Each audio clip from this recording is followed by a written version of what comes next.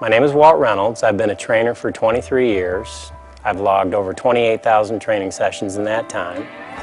I believe that movement and function are a part of everyone's lives and should be a part of everyone's lives.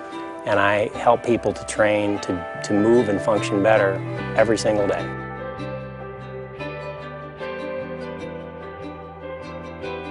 First, we start by helping you to assess your function. Hold the stick wider than shoulder width, arms straight, and elevate your heels 1 inch off the floor. Bend the knees and descend slowly in a controlled manner to your lowest position of comfort. Return to the start position in a controlled manner. Hold the top position with heels still elevated for 5 seconds. Begin by standing with good upright posture. Shift the weight to stand flat on 1 foot. Hold the setup or start position for 5 seconds. Bend the knee of the support leg and descend slowly in a controlled manner to your lowest position of comfort. Return to the start position in a controlled manner. Stand in a controlled manner and hold a balanced position. Bend forward at the hips, keeping a relatively straight spine, and reach toward the floor with both arms straight, legs remaining straight throughout. Return to the top position in a slow and controlled manner. Place 1 foot in front of you so that you have a right angle at the ankle, knee, and hip of the right leg. Bend the elbow of the rear arm and bring the heel of the rear foot as close to your butt as possible.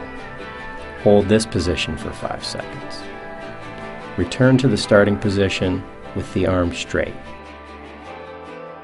The next step is to both strengthen your feet and your overall body and lengthen your range of motion. Begin by sitting with your legs extended in front of you, heels elevated off the ground. Crunch or squeeze your toes as tightly as possible, as though you were making a fist with your foot. Then spread or flex your toes as widely as possible. Rotate both ankles in circles, as large as possible. The direction of the rotation can be the same or opposite for both ankles, simultaneous or alternating. Walk forward with small 4 to 6 inch baby steps, maintaining good posture, balance, and body control.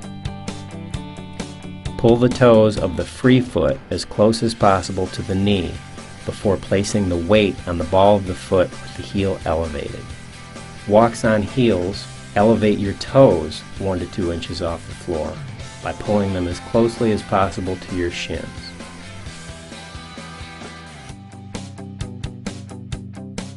Begin by holding the setup or start position for 5 seconds. Bend the knees and descend slowly in a controlled manner to your lowest position of comfort before returning to the start position in a controlled manner. Repeat for a total of 5 repetitions. Then descend and hold at the bottom for 5 seconds. Return to the top and hold at the top for 5 seconds. Begin by holding the start position for 5 seconds at the top. Lower your body in a controlled manner to the lowest position of comfort possible and return to the top for a total of 3 repetitions. Descend again to the bottom and hold for a total of 5 seconds.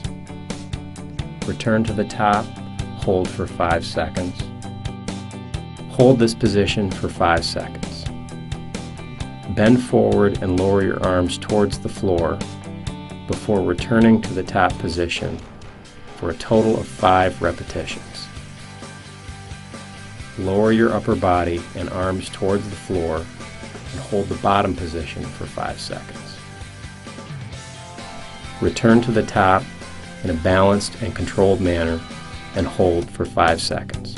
Bend the arm to bring the rear heel as close to the buttocks as possible before extending the arm and returning to the start position. Repeat for a total of 5 repetitions. Bend the elbow to bring the heel as close to the butt and hold for a total of 5 seconds in this stretched position.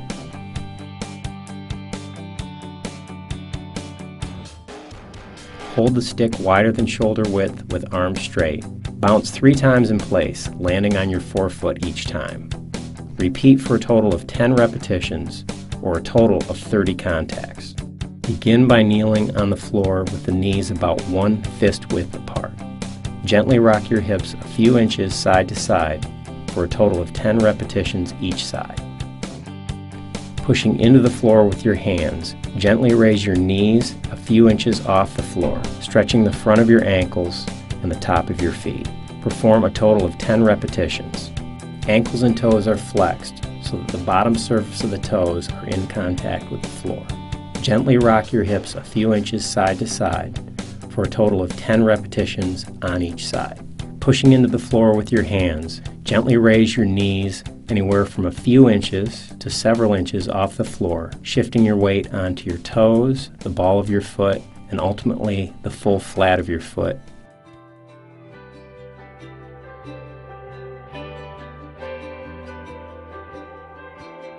Common form runners typically demonstrate a heel strike first landing on a straight knee, landing with the foot well in front of the hips, a position we often refer to as a check mark. They demonstrate a slow cadence of turnover with their feet, something in the order of 140 to 160 steps per minute, and they also typically demonstrate very little in the way of lean. Bareform runners typically demonstrate a midfoot strike, landing on a bent knee with the foot closer to being underneath the hips. They demonstrate a higher cadence of turnover on the order of 180 steps per minute or faster at all running speed, and they typically demonstrate a slight lean forward from the ankle. We begin Bareform running by doing what we call the posture reset. Interlock your fingers and raise your arms directly overhead. Maintaining a tall posture, lower your arms to your side. Bend your elbows halfway, then go halfway again. Place your elbows slightly behind your body and swing your arms in a small, compact motion. Move to the midfoot jog in place. Make conscious effort to land ball of the foot just slightly ahead of the heel. Set your metronome or other cadence device at 180 beats per minute and match the cadence as close to 180 as you can. The lean from the ankles drill begins with a posture reset. With the elbows held flexed and slightly behind the body in the running position, shift your weight backwards from the heels. Bring your body back to center. Shift your weight forward, then return to center.